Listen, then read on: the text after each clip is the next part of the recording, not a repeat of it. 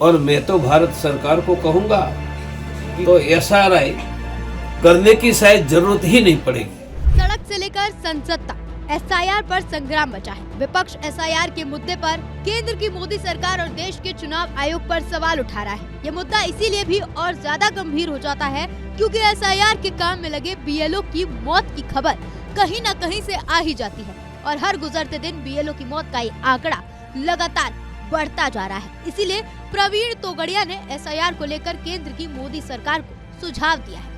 दरअसल अंतर्राष्ट्रीय हिंदू परिषद और राष्ट्रीय बजरंग दल के संस्थापक प्रवीण तोगड़िया बुधवार को पाली पहुंचे। मीडिया ने जब एसआईआर को लेकर प्रवीण तोगड़िया से सवाल किया तो उन्होंने केंद्र की मोदी सरकार को सुझाव दिया कि वो देश में रह रहे 3 करोड़ बांग्लादेशियों का देश निकाला कर दे तो एसआईआर की जरूरत ही नहीं पड़ेगी। लोगों को फंसाना, शादियां होना, ये जैसे भी ये 2002 की शादी का जैसे एसआईआर हम बता रहे हैं कि उससे पता चले कि भाई उसके घर के अंदर बीवी कहाँ की है, किस देश की है।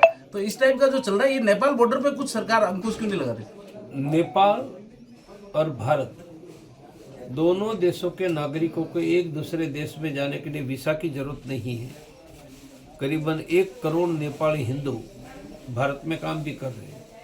तो प्रश्न नेपाल से आना जाना नहीं, प्रश्न बांग्लादेश से वाया नेपाल आते हैं उनको नियंत्रित करना चाहिए और 3 करोड़ बांग्लादेशियों को पकड़कर भारत से बाहर करो, शायद एसआईआर की जरूरत ही नहीं पड़ेगी। हालांकि प्रवीण तोगड़िया ने एसआईआर को गलत नहीं ठहराया, लेकिन साथ में ही ये भी जोड़ा कि किसी भी वैध नागरिक का वोट किसी भी वजह से कटना नहीं चाहिए और किसी भी बांग्लादेशी घुसपैठियों का नाम नहीं रहना चाहिए। किसी नागरिकों की सूची वेरिफिकेशन करें, उसमें कोई गलत नहीं है।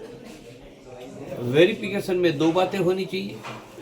भारत का वैध नागरिक है, लीगल सिटीजन, वह मतदाता सूची से बाहर नहीं होना चाहिए और बांग्लादेशी है, यह भारत की मतदाता सूची में आना नहीं चाहिए।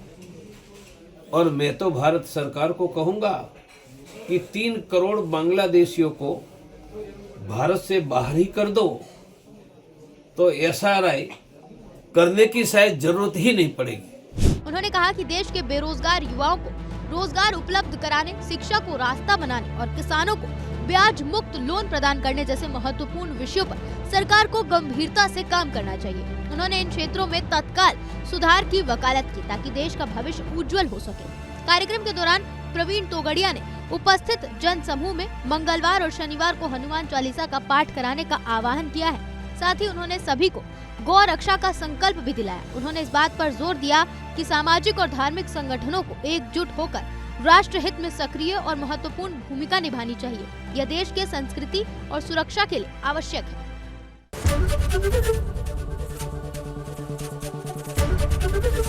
एबीपी गंगा, खबर आपकी, जुबान आपकी।